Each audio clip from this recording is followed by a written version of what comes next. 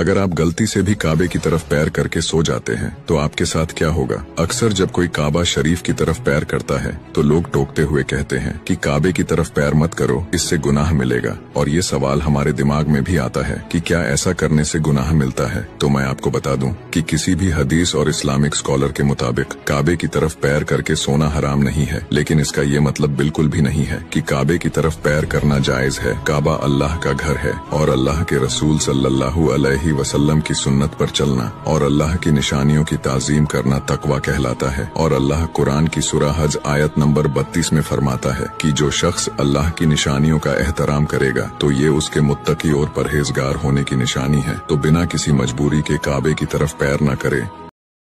दोस्तों, क्या आप जानते हैं ऐसी कौन सी दावत है जिसमें हमारे नबी पाक ने जाने से मना फरमाया है?